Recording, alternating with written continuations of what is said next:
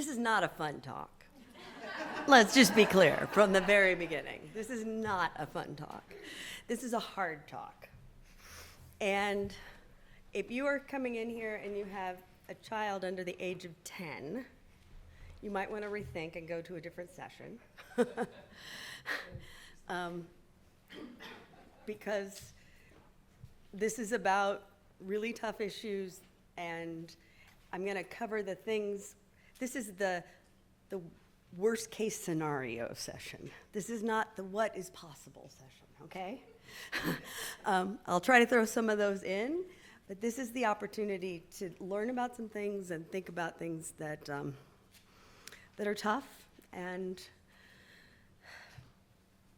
yeah, we'll leave it there.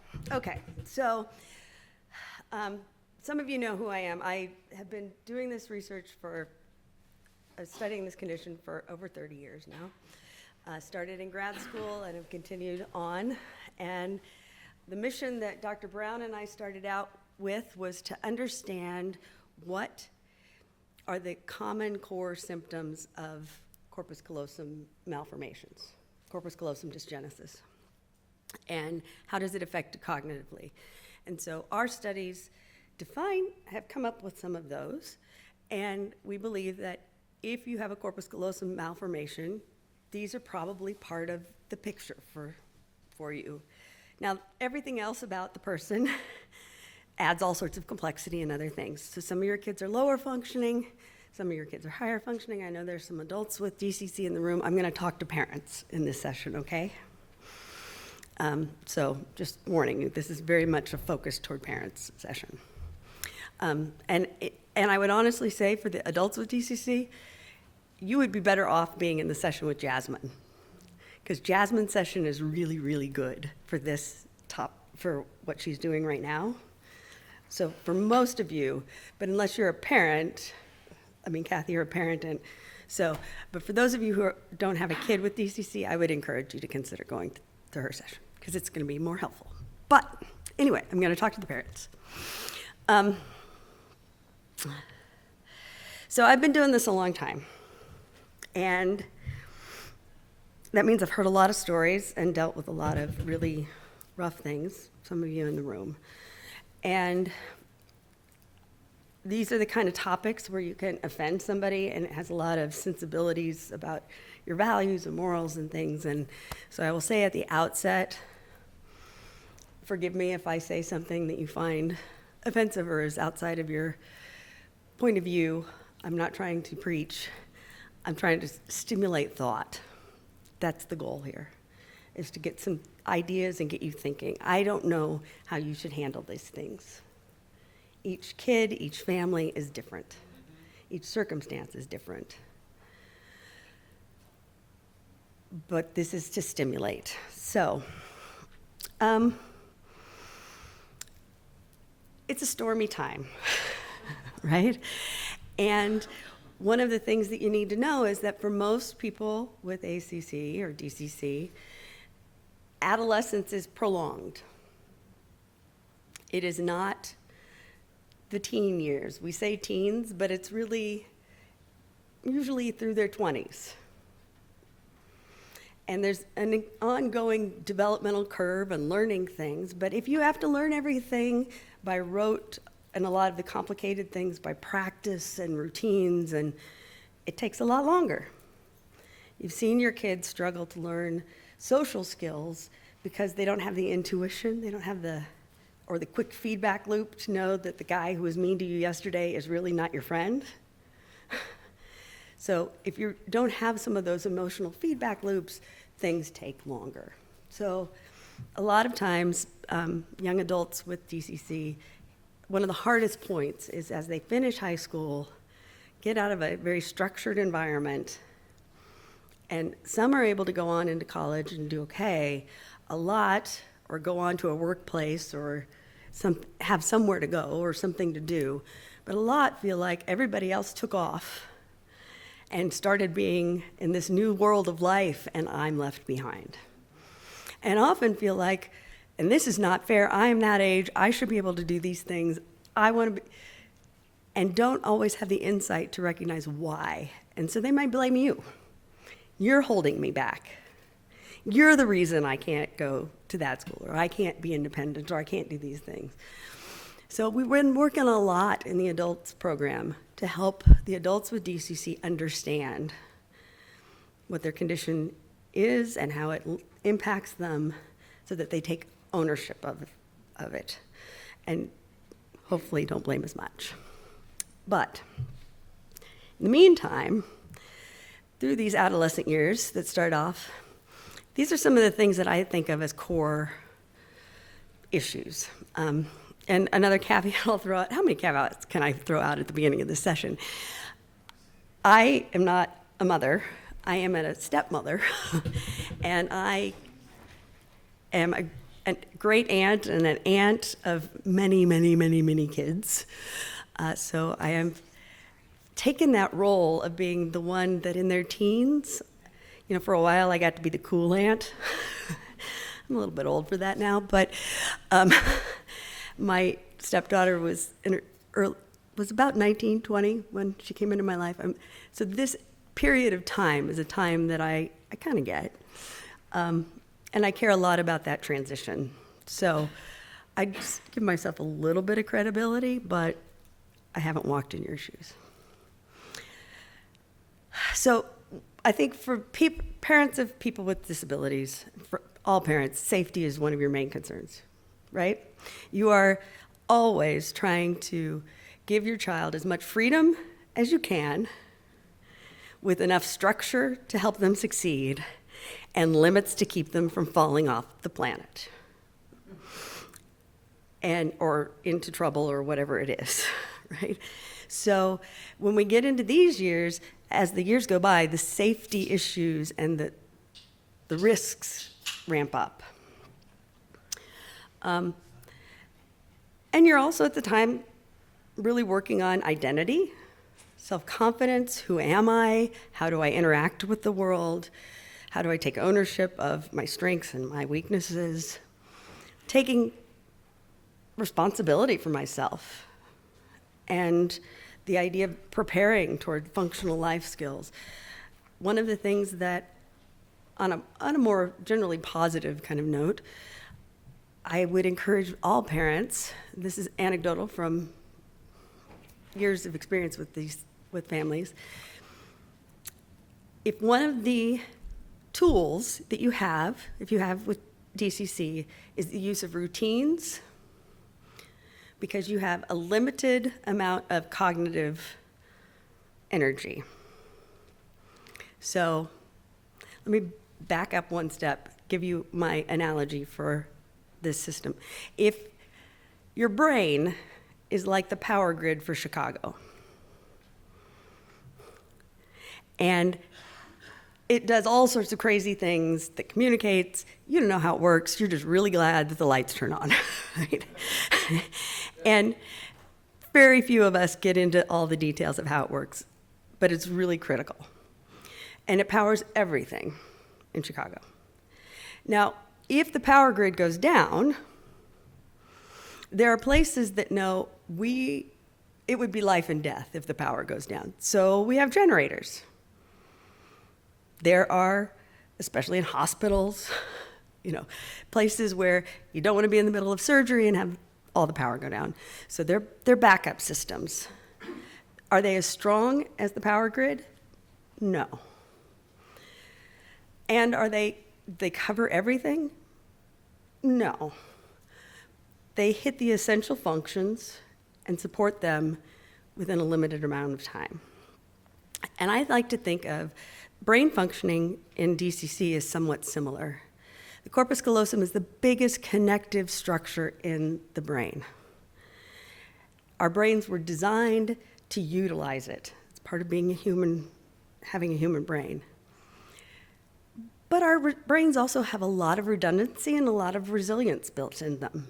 We talk about plasticity, we talk about rewiring. All of these are things, ways that our brain compensates to optimize functioning. So if you're born without a corpus callosum,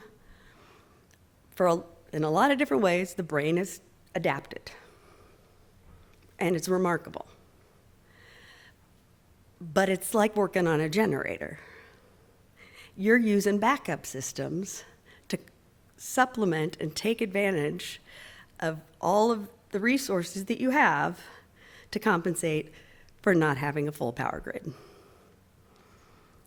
for not having all the connections. Not that the parts that are there aren't working, it's just you don't have all the connections. So if you're working with the backup system already, what happens when the system is stressed? It goes down fast. It goes down hard. So energy management, resource management is a major theme that we work on with the adults with DCC and the teens. Is recognizing I have limited resources, and if you want my best performance, I got to choose where it's going to go. And I don't want to set myself up to fail or to have struggles that I can't cope with. One of the ways you do that is using routines and offloading, making things automatic. So if something's automatic, you don't have to think about it. Driving's the classic example, right? You think about it a ton when you're learning it. Now you drive somewhere and you get there and you couldn't remember any of what you did to get there. You remember what you were thinking about, maybe but the driving part is not what you're thinking about because it's become automatic. Your brain has figured out shortcut little systems that handle it. So that's what you're aiming for when I say automatic processing and routines. You want to simplify things so that the rest of the brain's activity and space, processing power, is available for what is new, complicated, and the more challenging aspects of life. So through adolescence, teen years, is a really good time to be thinking about those things toward life skills. You don't want, if you have a kid who's likely to go to college or move out, you don't want them to go to college and that be the first time they've ever done their own laundry. Because there are so many new things and so many complicated things. The more things that are practiced and are familiar and are already set up as automatic, the better. And that's why teaching and being more explicit about some of these functional life skills, cooking, cleaning, taking care of stuff, is a good thing to think about younger, because you're going to have to teach it more concretely, a lot more repetition, and you want to build those in. And if you do have really young kids and they're still amenable to doing what you ask, take advantage of the moment and make those just things that they do. And get your typical kids to also have to do them, and so it's just part of life, and it's not as much of a stressor. So that's one general suggestion. The other things that are coming up is they have more functional responsibility, they have a lot more relationships, right? And for those of you who might not have heard Dr. Brown's talk, if you haven't heard it, I recommend it strongly. It's DCC Basics. It's recorded. You can get it at the NODCC website or YouTube site. It gives our kind of overarching theory and understanding of cognitive functioning and explains why social connections are a problem, particularly in ACC, but it also explains why for a lot of families you get to later elementary and kids that are doing pretty well suddenly are not doing quite so well. They're starting to show more struggles. And it's not that they're losing abilities, it's that they're not keeping up as their peers hit this new point of development where their complex thinking, abstract reasoning, and social skills skyrocket. And if your kid carries on at this same trajectory and everybody else is skyrocketed, it shows up. So you've got this time when you've got the hormones, you want the relational connections, and the rules suddenly change. Anything that was working starts to shift. And then your other issues in thinking through this are, what are your goals? What are you moving toward? So these are some of the things that I think of when I think about parenting teens' concerns. Are there other fears, hopes, topics that come to mind that you want to have covered or talk about? Yeah. One of the biggest is that I came from the community transition program, and it's like they push you so hard that it's like they make you they basically are like, oh, you need to learn how to They structure everything yeah, for you. and it's like for some of us, structure is so hard for us because we have our hobbies, we have our things that we like to do, and it's like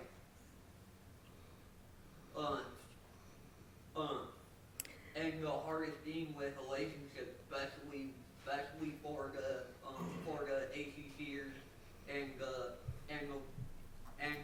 them that are coming into high school is, oh, you might see a cute girl, but they don't get that your disability, you think different than Than they do. yeah, it's Valentine's.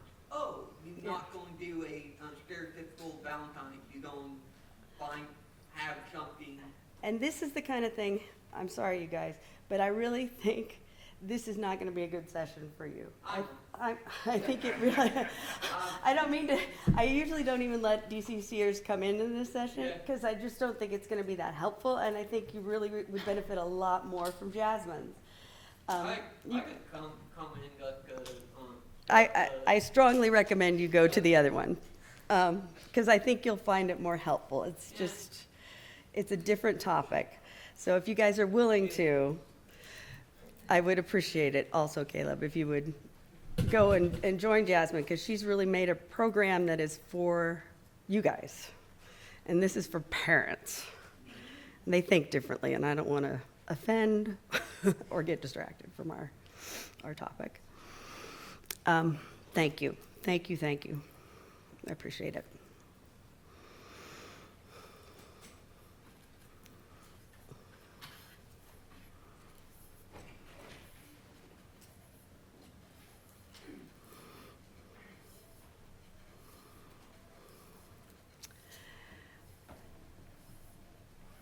I apologize for having to do that way.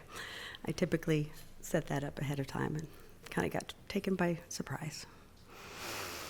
I really respect the adults with DCC, and I want their experience to be heard and respected. But this also needs to be a safe place for you guys as parents to talk about some of the ugly things and the painful things that you don't want them to hear necessarily, and that they can't comprehend some of them. And so that's why it's in part protection. So with that said, and I think with the room shifted, other fears, concerns? Bullying. Yeah, my daughter was bullied, and like it was so over her head why it was happening, and I didn't know how to explain to the other kids that, you know, she's not picking up on your social cues, and She doesn't even know what's going on or that it's happening. oh, Yeah. that was absolutely it, yeah, and I Yeah. didn't know how to explain to her why, and so she went from the beginning of middle school having all these friends, and that was 7th grade for her, to at the end of 8th grade, she had no friends, no one wanted to hang out with her. She asked 4 kids to come to her birthday, and nobody came. Oh, And it just broke me. yeah, totally broke you. Okay, we'll come back to that one. Pierce. Yeah, Renata. So my son is younger, Mm-hmm. but I was interested in this. And so he started to, we're all adults, he started to play with junk.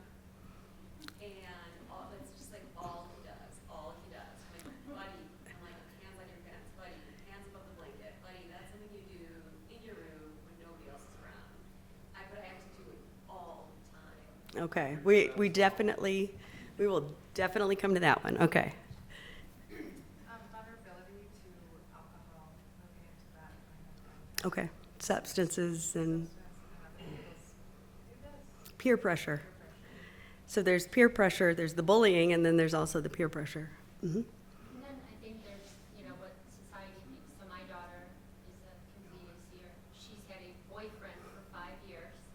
They were high school sweethearts. They haven't even kissed on the lips yet. But now he's asking his mom if it's okay to kiss her on the lips. And now he's asking her, so she's coming to me, and it's like, whoa. Whoa, yep, okay, we're coming to that one. Any other topics? Yeah. More on the front of having an adult son.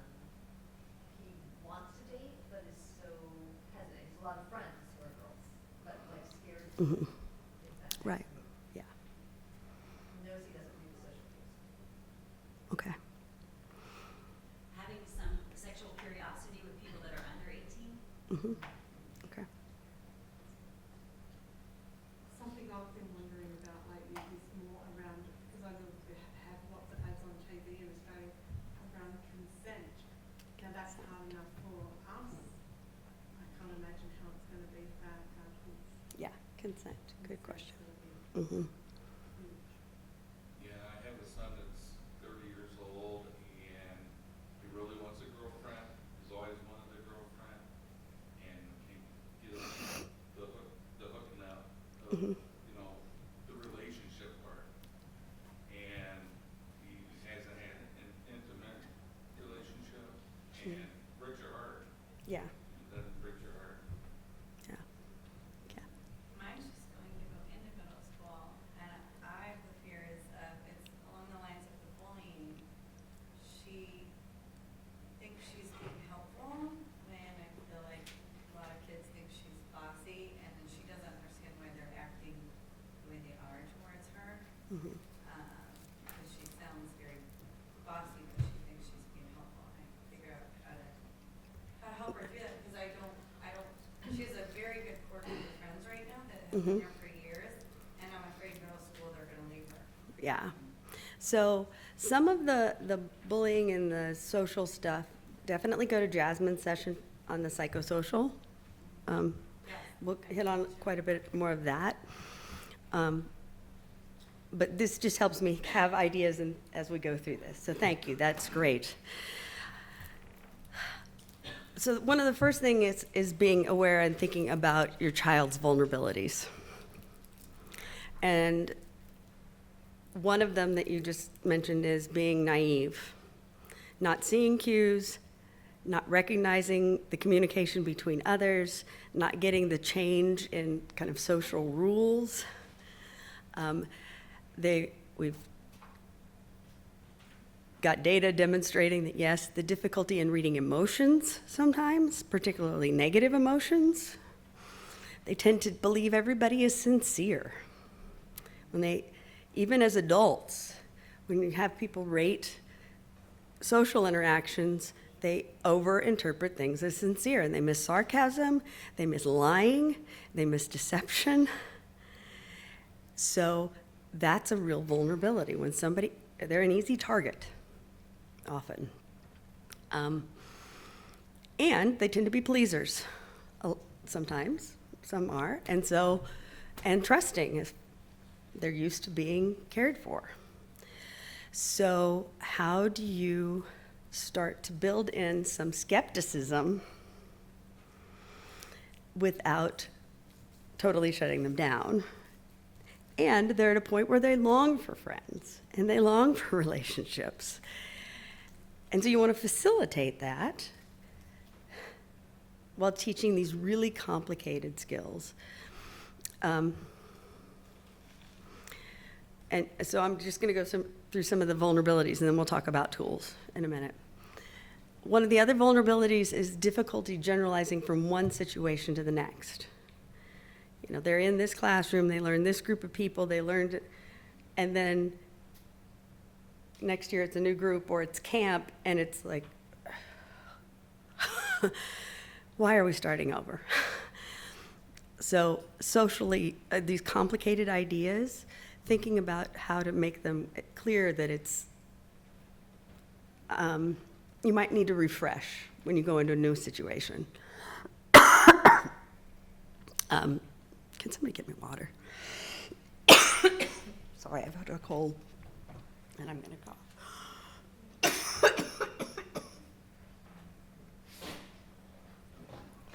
Oh, there's right here.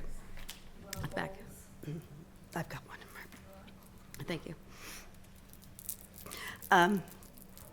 So that's one of the vulnerabilities. Now here's a big one.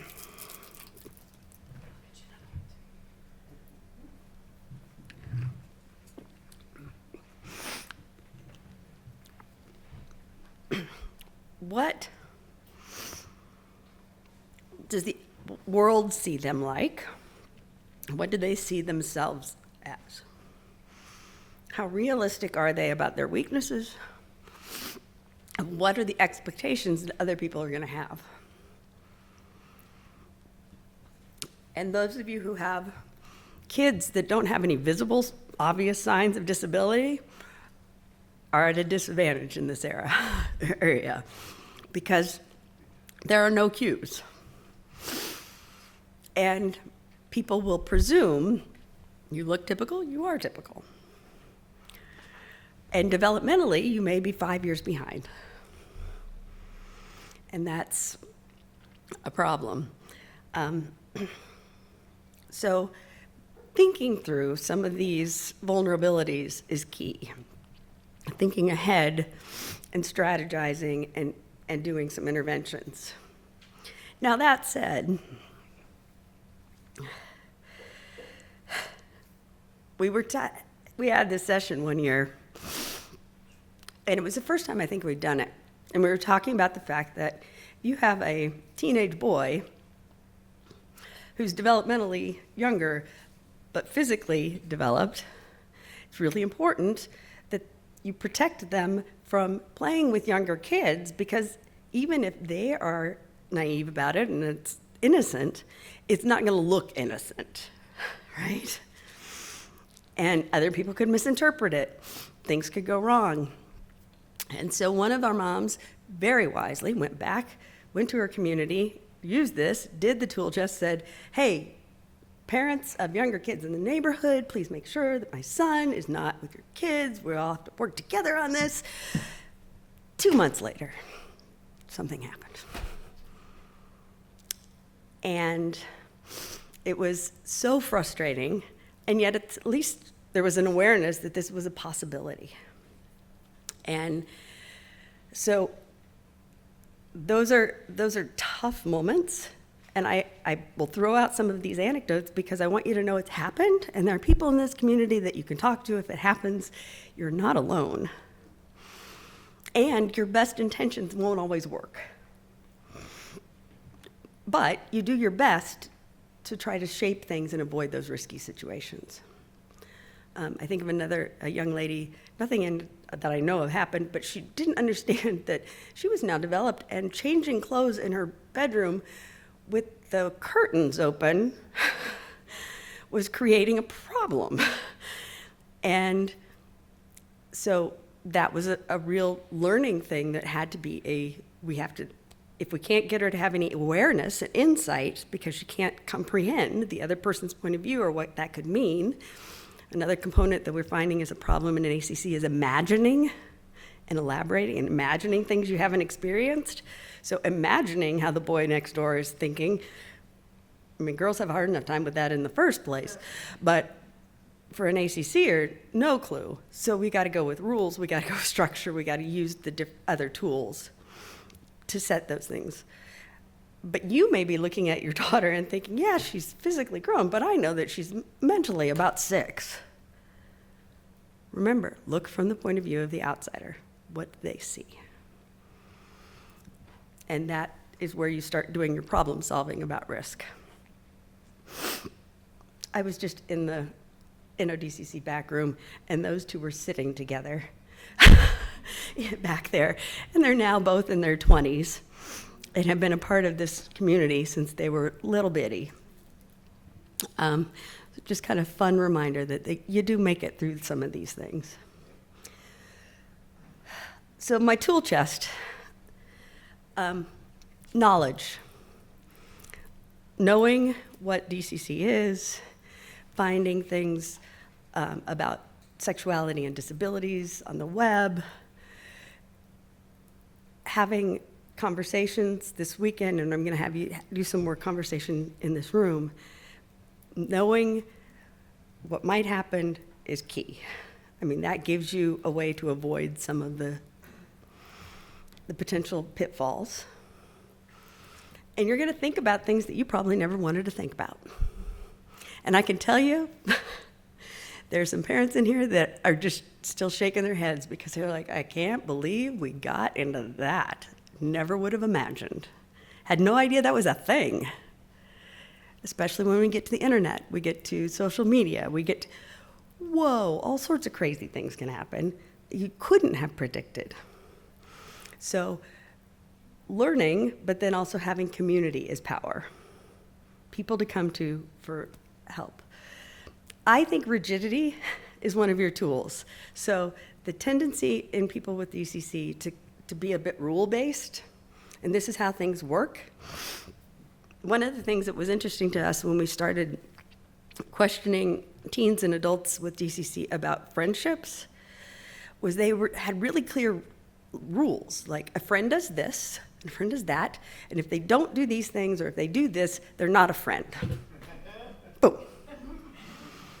Okay. Well, that's part of what happens when you don't have that ability to generalize. You use rules to compensate.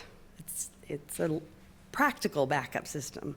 So thinking in terms of what are rules about life, not rules that you enforce, but rules, systems, truths that will help my child have enough flexibility but some guardrails. So it may be that you want to teach your child no premarital sex, no kissing, no, not until you're this age. Arbitrary as it may feel and as ridiculous as something, it may be that we're going to just make that something that we talk about in life. And we make it kind of a standard in our family just to help them have something behind them to say no when they need to say no. The private areas, the personal space. There's personal space, things that are yours, and you get to decide who gets to go to them and see them and touch them. And then there are areas that are not just personal, but they are private, and if anyone goes beyond those, you have to tell somebody. So you start instituting language like that really young. And respecting, I won't touch you there, that's your personal space. That's your personal space that you are responsible for bathing, so when you bring in that kind of language so that you've made it part of how they start to see their own self and own that it is part rule, but it's also just getting them oriented to what that means. And not just, you want to look for more opportunities than not just, the parts that cover your bathing suit covers or your underwear covers. Well, there are times you don't have a bathing suit, right? That's the literalness, the rigidity. So you have to think about, how do I say this in ways that they're going to generalize because it's attached to them, it's not circumstantial.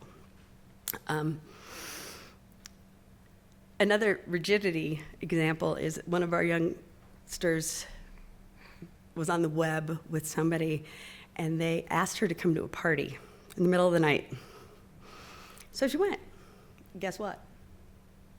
There was only one other person at that party.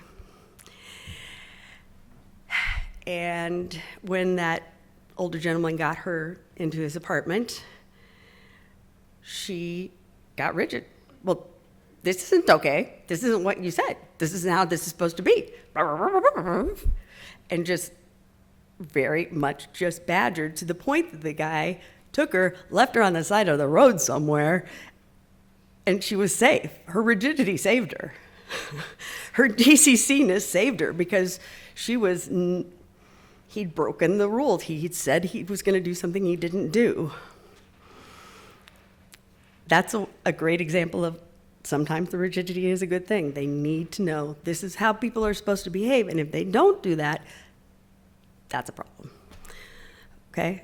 Don't need to do that, inflict it on anyone else, but on yourself. And encouraging these open relationships with teachers and peers. Another great resource as you get into teen years are peers. So you were talking about bullying.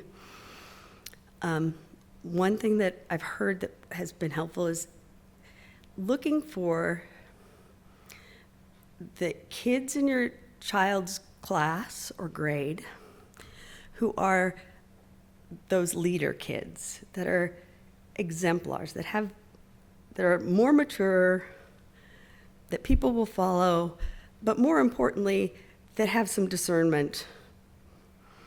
And maybe you ask the teacher to identify a couple of them and pull them aside and say, you know, Lee has this condition and I can't be around all the time. And sometimes people take advantage and give him ideas that he shouldn't do. I don't want you to jump in and do anything. But if you see him doing something that you think he'll get in trouble for, would you do me a favor and try to just guide him away or get help? And if you have a mature enough kid, and this is confidential, it's not, you can use peers, even old peers from older grades, that are the ones that are just aware that if I see this happen, I have endorsement to do something to help protect this person. Because a lot of times the teens get into what we call innocent delinquency, throwing rocks at cars, and then the cops stop them. Well, it was because the kids told me to throw the rocks at cars, and I was trying to be cool, and they're all running away, and here I am with a cop. Oops. Or the young adult who bought beer for some minors and walked out of the liquor store and handed it to them in a bag. Guess who else was in that parking lot? The cops, who walked up and said, son, I can give you story after story. One of my other favorites is a young man who, someone gave him stolen credit cards, and he used them, and he signed his own name. And then he's an adult, so he gets charged with felony, whatever it was, I can't even remember at the time. And I thought, this guy didn't even know not to sign his own name. Are you kidding? This is not like some big scheme on his part. Great examples of innocent delinquency. Not really getting it, but doing something wrong. So you want to encourage the peers that they're around. If you put them in a youth group, if you put them at, the Salvation Army camp, you look for the groups that are going to help keep them in a more narrow, protected space. That's one of your tools. Before we go on to this one, I want you guys to just we're going to take 5, and I want you to turn to the people around you and brainstorm. What are your tools? What are things that you think right now would be good tools to protect your kids, or share or ask? Just a few minutes.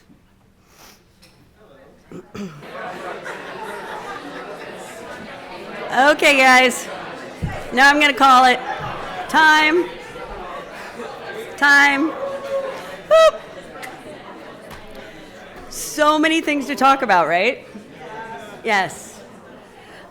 So many concerns and so many different circumstances. I'm going to kind of cruise through some of my next sections so that we can then get to more questions. One thing that I didn't mention is emotion regulation. So energy regulation is a big thing. Emotion regulation is a huge thing. And kids that get dysregulated and maybe have rages or meltdowns, it's one thing when they're little. As they grow, it becomes way more complicated. And especially for some of you who have big kids, I've had moms walk up to me in this session and say, I'm fearful for my well-being. I'm fearful of the other kids' well-being because they get dysregulated and then it's a real problem. So taking that very seriously and focusing intentionally on, we're going to work on emotion regulation, not anger management necessarily, but how to downregulate, how to calm, and finding the tools that work.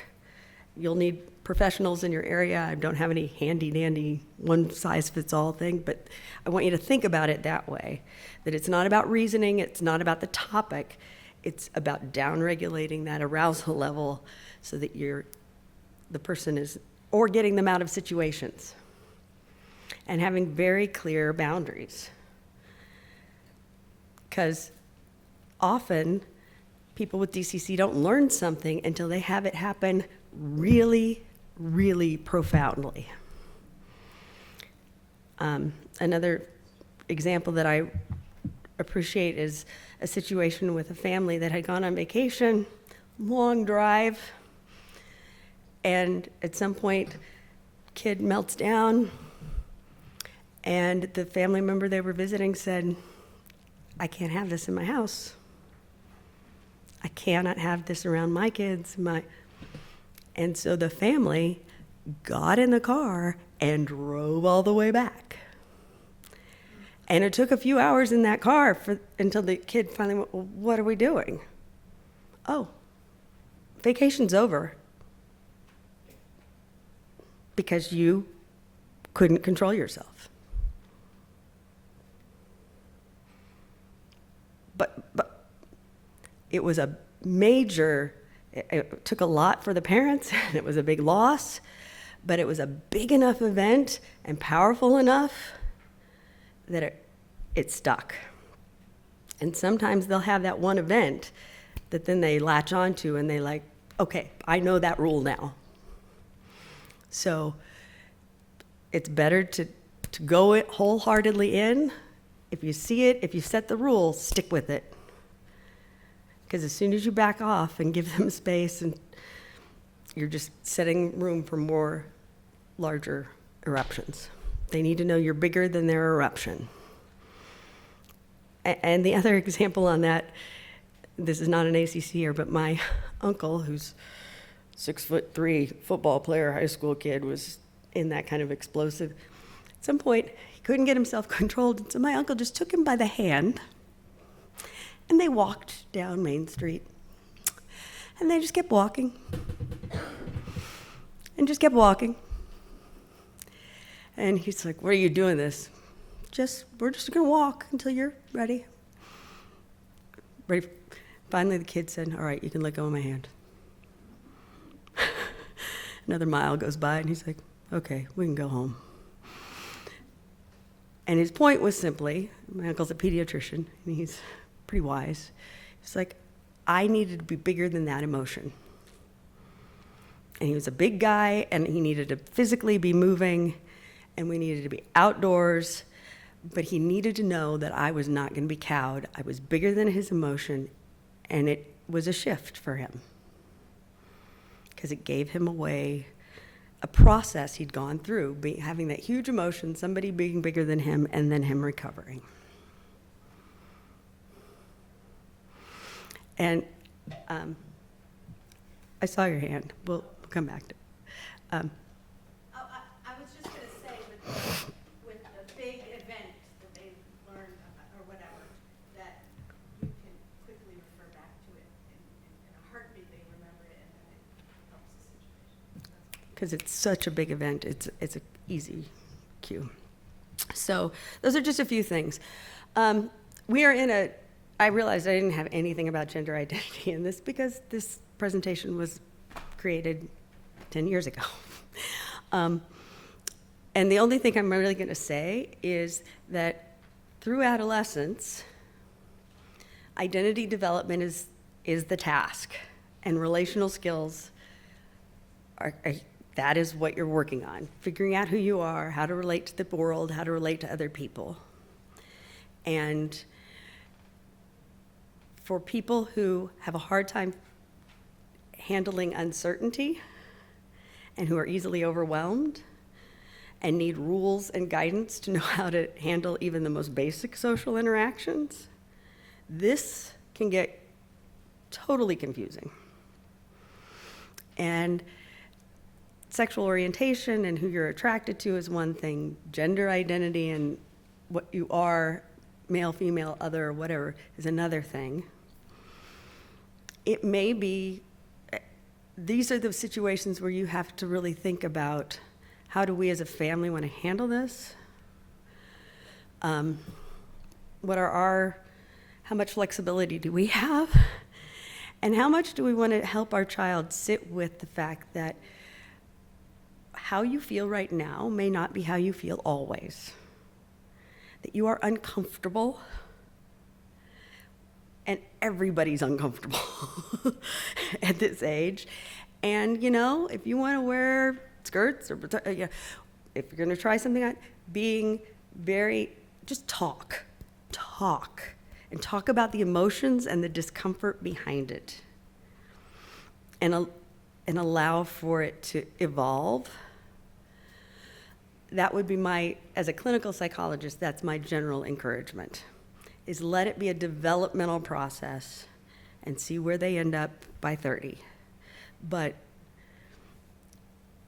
the pressure from society to get focused on this and make big decisions with kids that are already in a lot of fluctuation and uncertainty, I think sitting with them and hanging with them with the uncertainty is just what I would advocate, and I'll leave it at that. Sex and safety, again, know your vulnerability.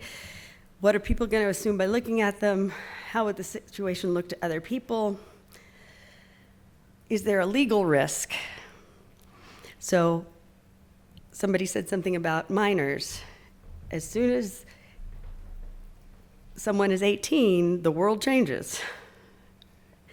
And that needs to be very clear and dealt with, because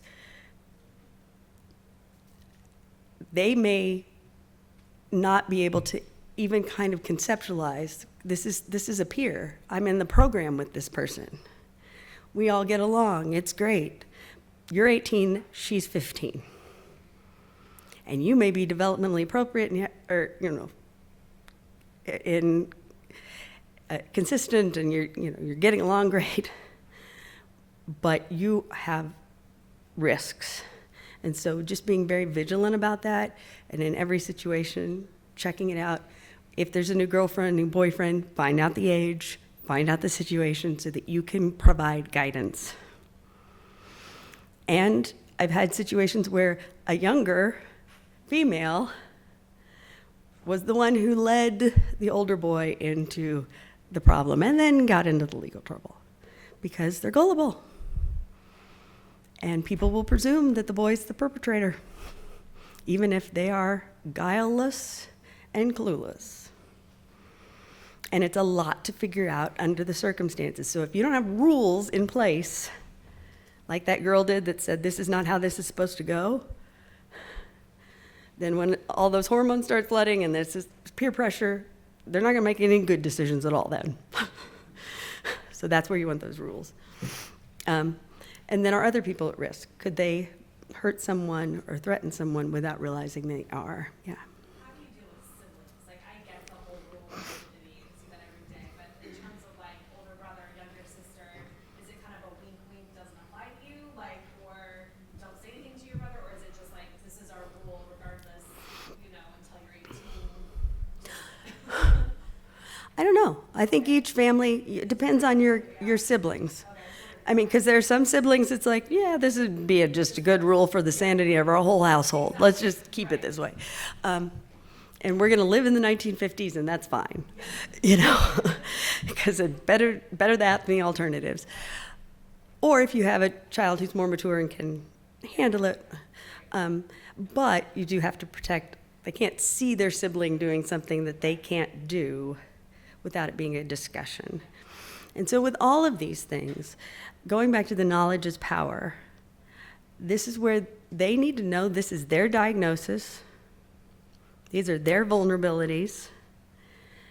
You can protect them and set these things, but I encourage you as much as possible to make it explicit to them that these are the reasons, this is the situation, this is why. You have to be extra cautious. So for, specifically PhD, but, this is not your diagnosis is not an excuse for your behavior. It is the reason that you need these tools. It's an explanation. That is my motto over and over. It is not an excuse for why you can't do something. It is an explanation for why you do it differently or why it may take longer. So it's an explanation, and it's you. It's not something you can change. You manage it. You deal with it. I don't want to interrupt you. I don't even know how to, but the conversation is different when it's like, no, Mom, that's not me. Like, there's a lack Of awareness? yeah, Yes. these things apply to him.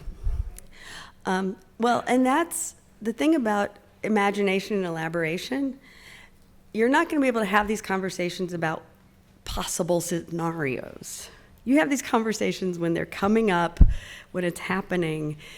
You're going into a new program, and so we're going to talk about the kind of kids that are in this program. We're going to talk about how you're going to handle this situation.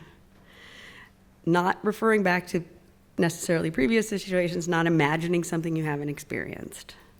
It's got to be in the moment.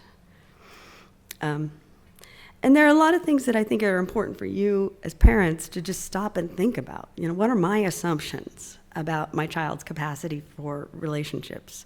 What are my assumptions about sexuality and what its role is in life? What are my assumptions about their future, about what are my losses in this process?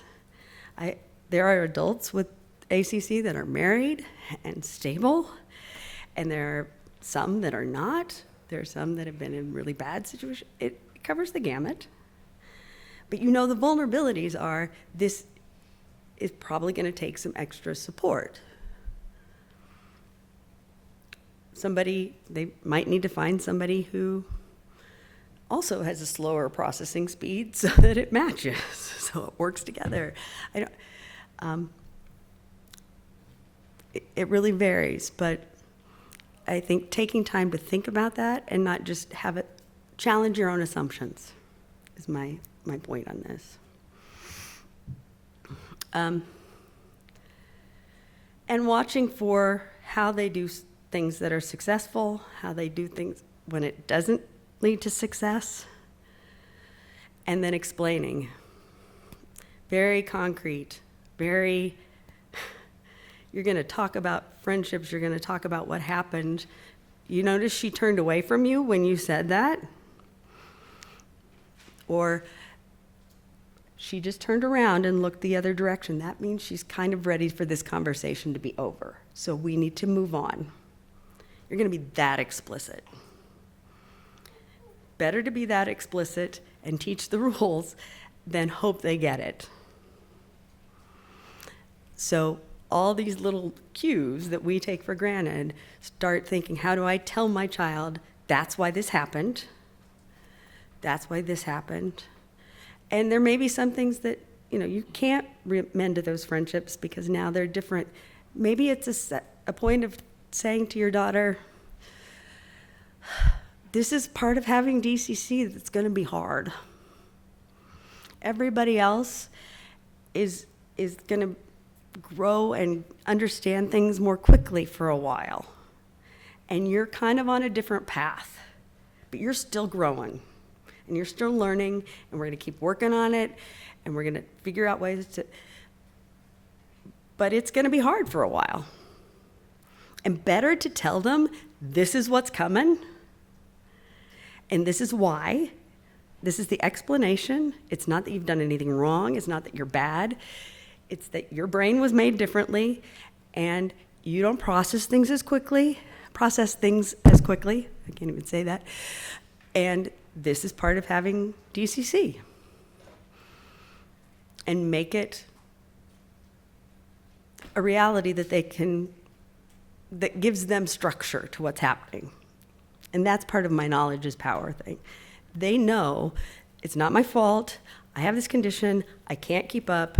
They can see things and react to things that I don't even know happened because I have DCC, and I am putting my energy into success in school, and I will work on that social stuff at another time and a little later in life because right now I've got to do this. Okay, they have a plan. You know, my plan is to get through 8th grade and survive science.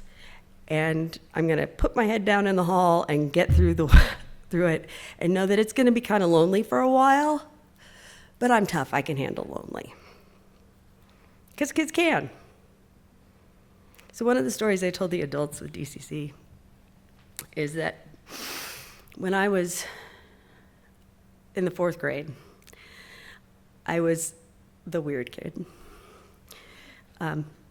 My siblings are all a lot older, and when you live with people that are in med school and law school and you're 10, you don't talk like other 10-year-olds, and you don't act like other 10-year-olds.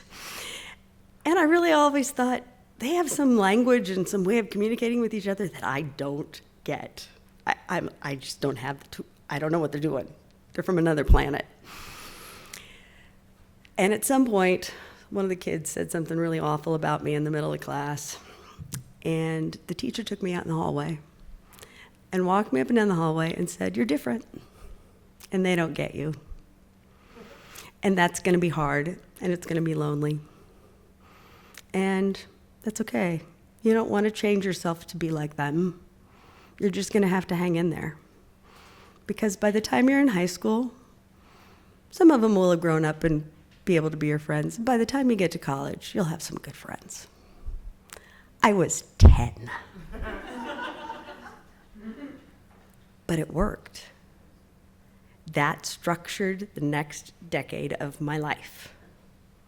It gave me the endurance to say, okay, this is gonna stink. I don't get it. I can't figure it out, but somebody told me it will get better. And somebody told me this is kind of the path to take. So you gave me a road, and I'll just keep going. Even though you told me it's going to be hard and lonely and et cetera, et cetera. And so that's part of where, for me personally, I really do believe, and I've watched the adults get to where they say, yep, this is DCC, this is my challenge. They can deal with it. Tell them.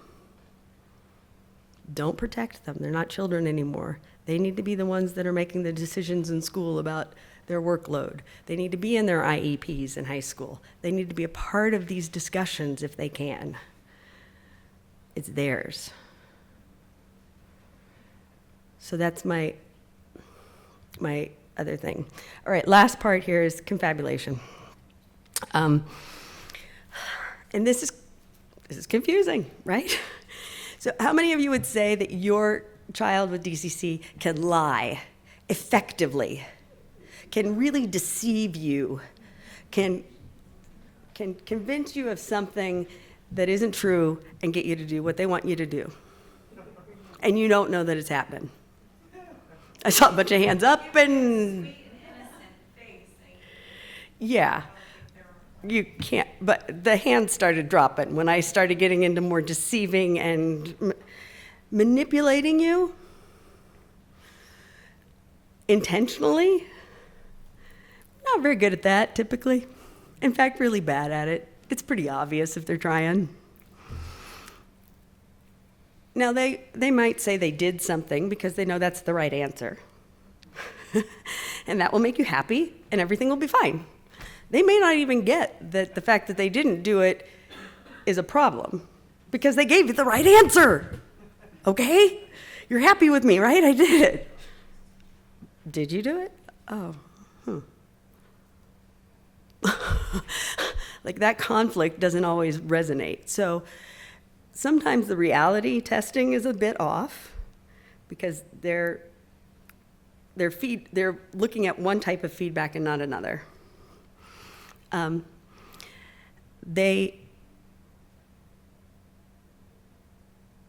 Confabulation, in my way of thinking, is that kind of honest lying. It's lying because, and I wouldn't say that giving you the answer you want isn't confabulation as much. It kind of is, but it's just a disconnect from two types of information. Confabulation is, I'm going to fill in a gap because I have information that I think belongs there. So the other day, my dad's 90, as many of you heard, and my sister said, "What'd you have for lunch?" And he said, "Bacon and eggs." And I thought, wonder if that's true. But she knew enough to know that what he had in the fridge, and so it probably was true. But it's not uncommon for somebody who's older, you ask them a question like that, and they give you an answer that sounds completely reasonable, and they have no idea what the real answer is. But it's the socially appropriate answer. It keeps things moving. It makes life work. It might be true. They might not even know that they're lying, that is not true. It's just that kind of filling in a gap. We all do it to some extent. The other time is, oh, my sister did so-and-so and such. Well, it really was somebody else's sister, or it was something I heard on television, but I know it, so now I've got it in my head that it was my sister, and now I'm confused as to where it came from. So part of it is, what's the source of this information? Where did this come from? So when you're dealing with confabulation, I think those are things to keep in mind. Are they trying to manipulate you, or is this a disruption of their ability to put together the pieces of where did the information come from, what is the contradictory information? And so maybe instead of did you do your homework, it's can you please bring me your reading homework? You're setting them up to ask that question, but if you ask them to bring it to you, then you have the answer, and you get around this argument about reality. So look for those kind of things. And then think about what is their secondary goal. If they're telling some big tale, this will happen often with the adults here. I will hear something and I'll think, that's great that you have all these friends and that you're doing all these wonderful things. And that's going to make me, Dr. Paul, very proud of you and very happy. And it's going to make you a great example for everybody. And you know that, but it may not be true. But again, this is the right thing. This is the good answer. So look for what they're trying to get and think, can I give them positive feedback? Can I give them appreciation for the real answer? Because if they're just avoiding getting negative feedback for the real answer, you're kind of reinforcing that telling the wrong answer is the better option. Does that make sense? So, so those are just kind of my, the other thing is, we also have this sense of, does it feel true? Does it feel right? And just like they have a hard time recognizing that it doesn't feel like this situation, like I'm saying something and everybody else thinks that I'm crazy, or that I'm gonna get bullied, that intuitive sense is messed up somehow. We haven't figured out why. That's part of what happens here. They don't have the feedback loop to know I feel guilty because I know I'm not telling the truth. Does that make sense? So it gives you a little more grace and a little bit more like, okay, how do we strategize to help them learn what to do? If you have younger ones, we're going to do reality testing from day one. We're not playing. Yes, I want to imagine in some ways, but maybe not. So what are the strategies? If our situation is your son reported early on, like we sent him to camp, and he would say, the camp counselor hit me. And even today in the camp, today he's like, I was hit by this saying and this and this saying. And we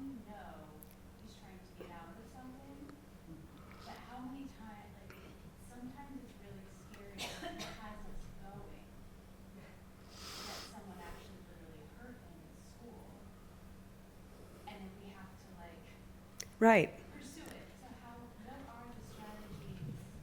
We know there's a pattern, but what if we miss the one that's actually true? Yeah. So, anybody? Anybody? Right. There's usually like a repeated confabulation that I do. So my son will also say, well, he hit me. Right. And it turns out my son, Exactly. is the one that hit me. Yeah. Right. So it's usually, I don't want to say usually the other way around. But I also know my son is temperament. I know the kids he's talking about. I can put two and two together. It's hard when they're strangers, though. The stranger pieces. That's very tough. I would say like I like to like say that I believe you. My first thing that I say is I believe you. Oh my goodness, how scary. Let's go find out together what and why happened. And get into the situation and figure out what is the secondary gain that they want. And so if you can thwart that, oh, well then we'll need to do this so that you can stay in the program.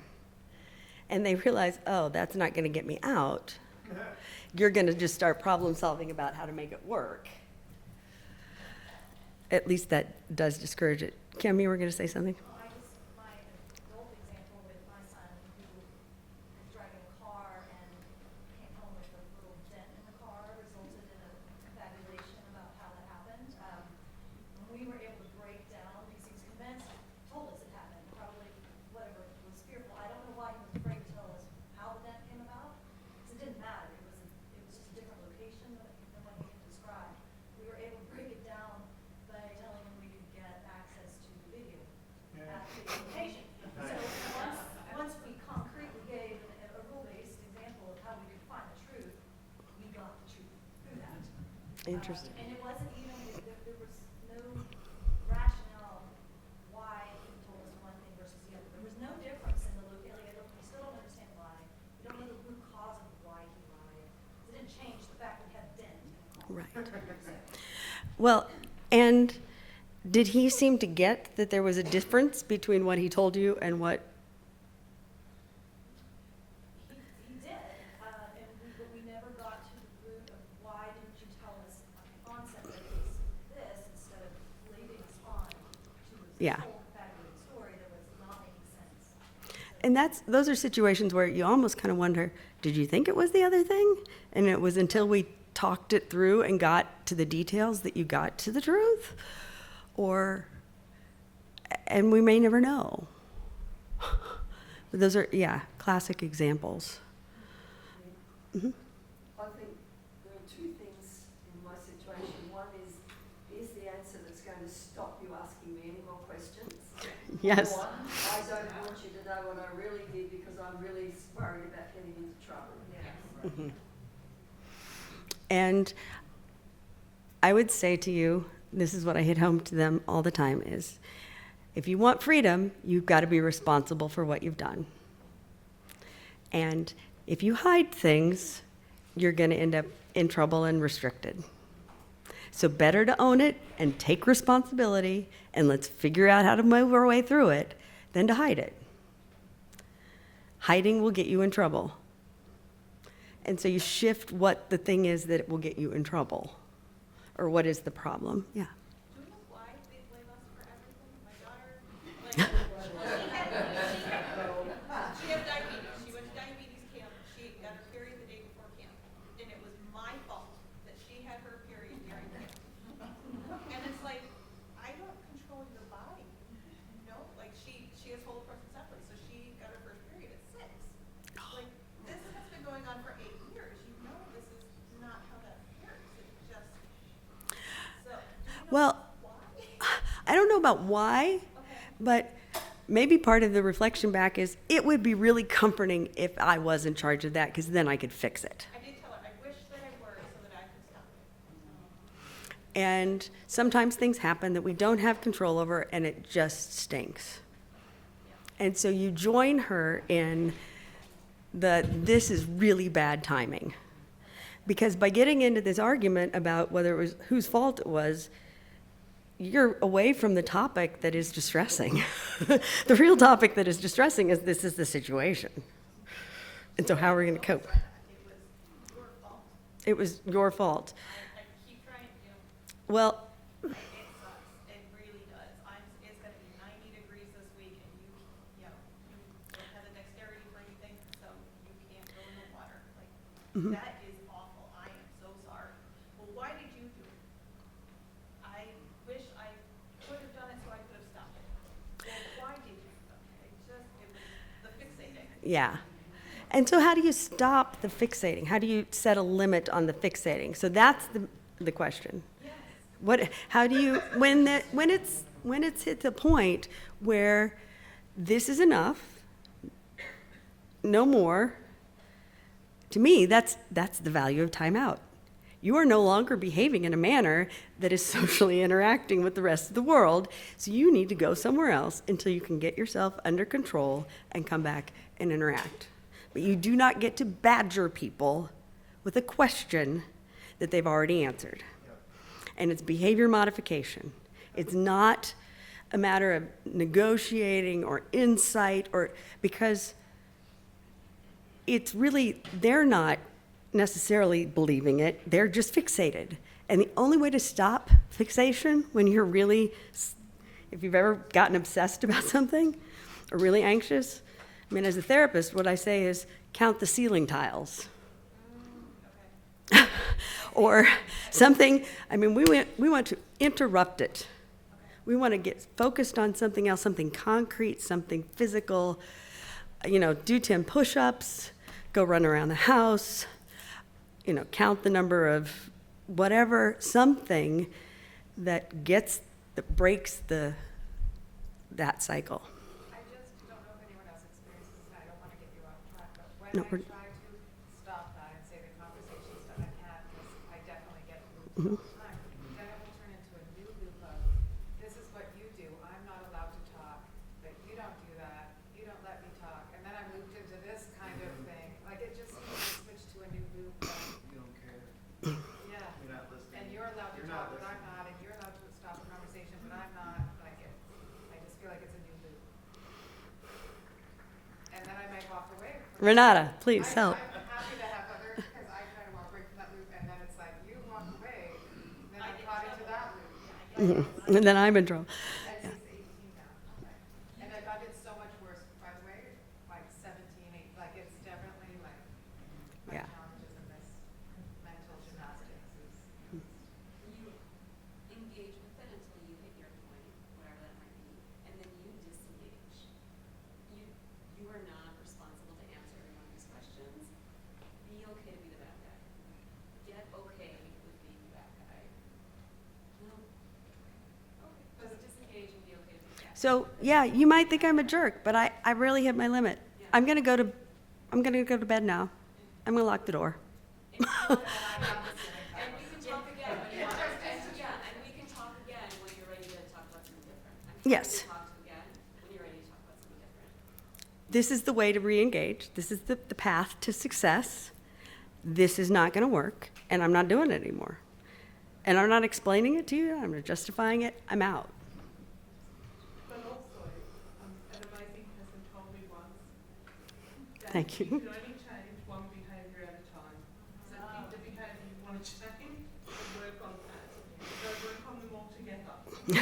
Yes. One at a time. And if you choose a strategy, stick with it. Stick with it. And if you say, I'm going to disengage, disengage. Follow through. Don't say you're going to and keep negotiating. Because you've just reinforced this thing that's going to keep, that it works. And they will keep escalating until they get your attention. This is what I find with the age, like now he's not physically, I've never had behavior issues with Riley. Like he's so super cute, but as he gets, I don't know, taller, older, I'll like change rooms and somehow the conversation follows me. I'll close the door and somehow it goes through the door. And like in my brain, I'm gonna go crazy. Yeah. So It's they'll, harder to disengage, I guess, is what I'm saying, because it follows or it comes up an hour later in the car. Just because he wants the last word. And I try to be comfortable with that. I did have this recently with my dad, who was coming out of the hospital and was getting a little twirly, and he said to me finally, "Well, just consent that you might be wrong." And I said, "Okay, I can sit with that, and then we'll be done." I don't know that you could get that. There's not that little metacognition, but sometimes I consent that this isn't fair. I consent that it isn't fair that I get to cut you off, and it's not okay for you to cut me off. It stinks. It's the way it is. Bye.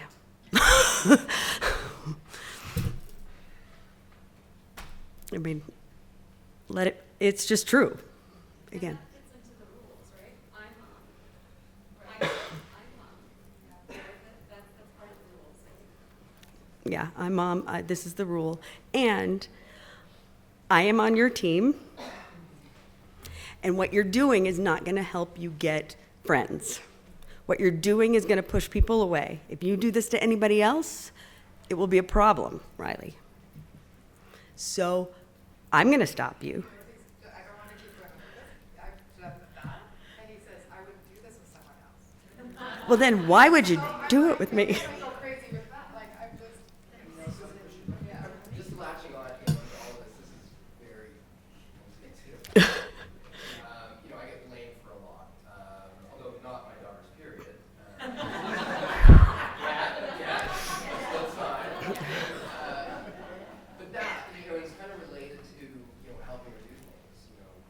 I got a job yet. I'm pretty sure I'm getting blamed for that because I'm supposed to sit down and kind of, write the resume with her there. But, so I don't know if there's a question or I'm just sort of venting here or does it No. get better over time? So you brought up something that is an important point that I like to throw into this session, which is your job is to work yourself out of a job. Exactly. All agreed? Yes.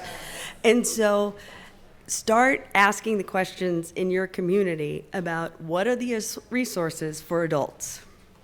So, okay, you need to write a resume. This is who you contact to teach you to write a resume. This is the job center. This is the job coach. You direct them out to those other people. That's not my job. I'm your dad. You have a job coach. If you choose not to use your job coach or your whoever, that's your choice. You're making a choice not to do that, but that's not my role for you. And they're going to come at you and come at you and come at you until they have some success with those other people. And yeah, I know you're sitting there thinking, who are these other people? Yeah. And that is a mystery and a challenge. And it may be that you can get social services, or it depends on your system, on thinking ahead and finding the community college who has programs. Libraries.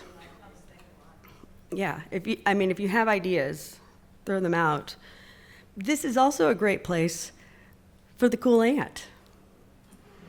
I'm the aunt who came in and said, all right, 26-year-old nephew, let's get you a neuropsych eval, because we got to finally get a diagnosis on this. Because you're not going to tolerate your mom doing anything now, and something's going on. So I will be the one who comes alongside you and helps you do this. And then one of the siblings came in and said, hey, little bro, I can help you with this.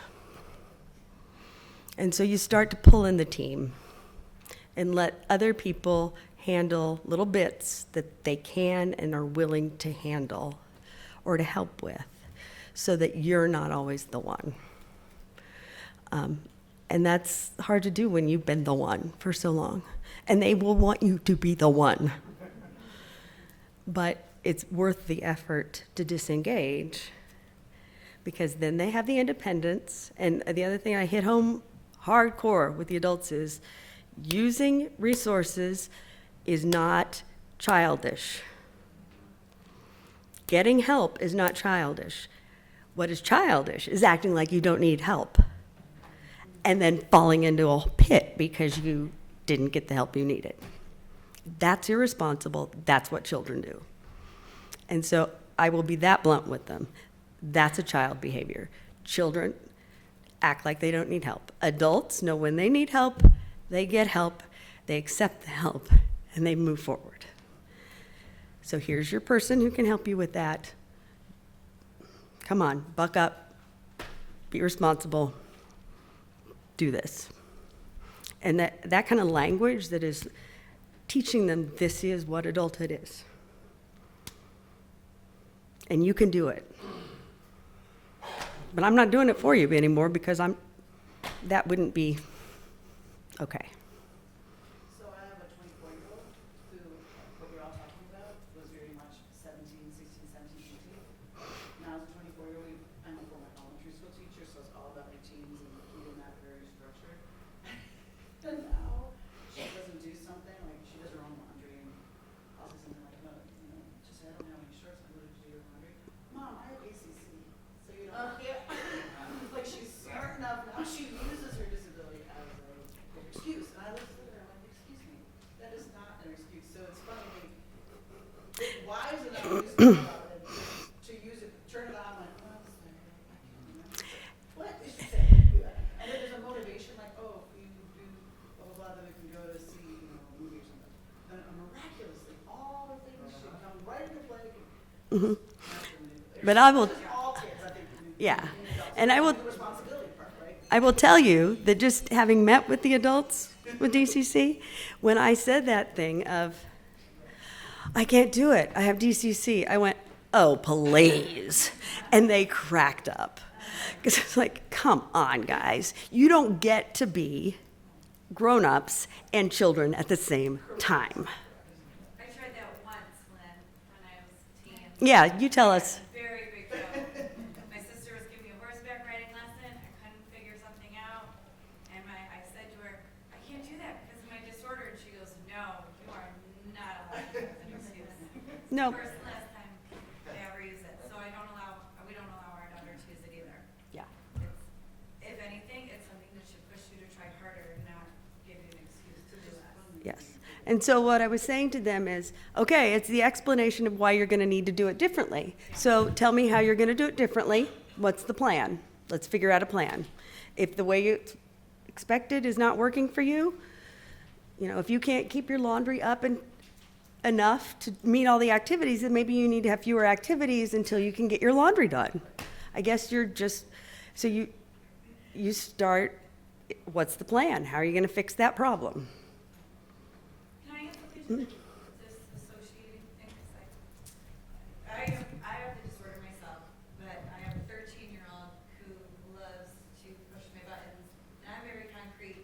She's very sarcastic, so doesn't mix a lot. So we often butt heads.